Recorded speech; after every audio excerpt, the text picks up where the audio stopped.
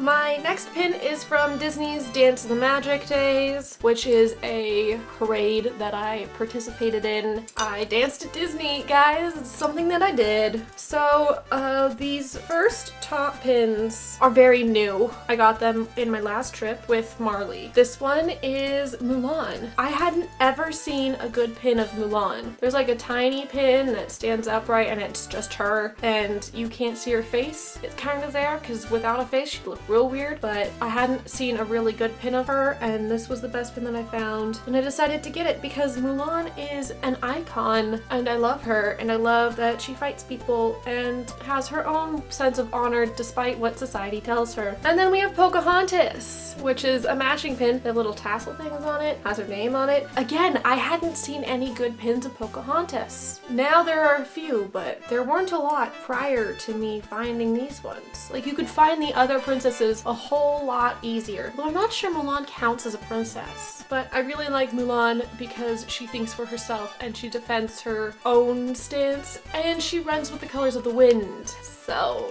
this is a pin from Pirates of the Caribbean before they changed the ride where they shout, "We want the redhead," because they were selling women and she was being sexy. And now they've changed it to selling hens, which is still a euphemism for women way back when, but now it's not so sexist. Just like they changed the men chasing the women in that scene where they go around in circles to the women chasing the men. There's someone out there who said it was problematic. Why they haven't said the Snow White's ride is problematic yet is beyond me, but that hasn't happened. Still, I have red hair, kind of.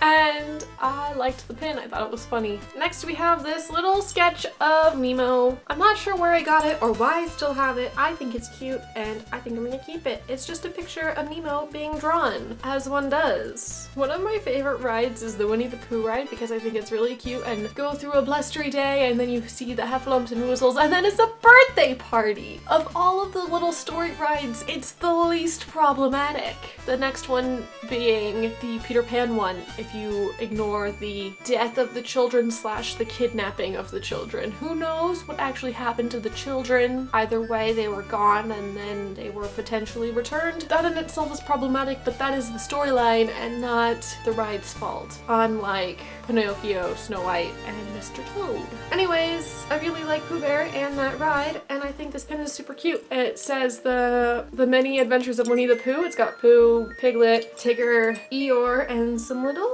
tiny bees. And Eeyore's tail is one of the pins that's holding the sign up. And Pooh, being the messy Pooh Bear that he is spilling his honey. Next we have this metal pin that has a face of Mickey Mouse on it, and it says Mickey Mouse on it in red letters. Not sure why I got this or where I got that one from. I probably traded for it because I thought it was cool. I still think it's cool. Not sure if it has any significance though. I forgot. Next we have this teacup. I really like the teacup ride. I like the music. I like Alice in Wonderland. A very merry on birthday to you. To me? To you. A very merry on birthday. Now blow the candles out, my dear, and make your wish come true. Okay, anyway, I hadn't seen a picture of or a pin of the teacups before, and I thought it would be funny to have one. I think they came in a mystery pack where you could collect all of them, and I just found this one when I was trading. Following the tiny pins, I have a tiny pin of Piglet, being small, because that's what piglets do best. Next, we have two pins from the Mickey Basically Through the Ages series of mystery pins. This one is a Detective Mickey, pretty sure with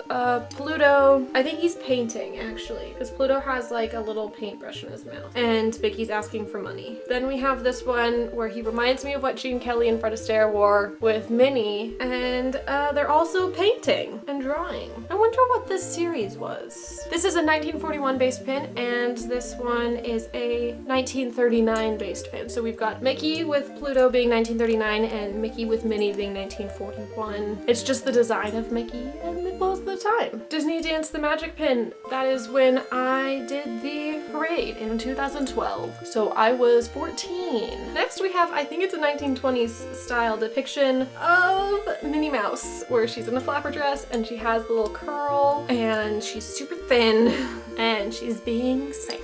Disney. Next we have this portrait profile picture of Piglet. I used to really relate to Piglet and all of his concerns.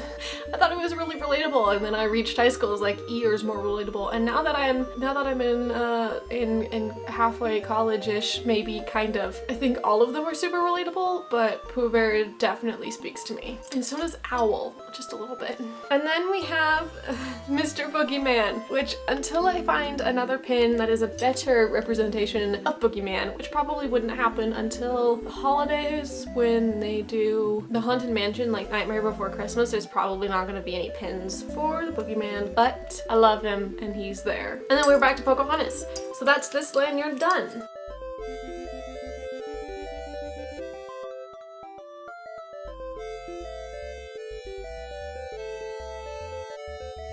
If you go to Disneyland often, do you collect pins? Do you like collect pictures? Do you collect anything? What do you do when you go to Disneyland? Let me know in the comments down below. Tell me which one's your favorite pin. I'd love to know. And I will see you guys next week. Bye!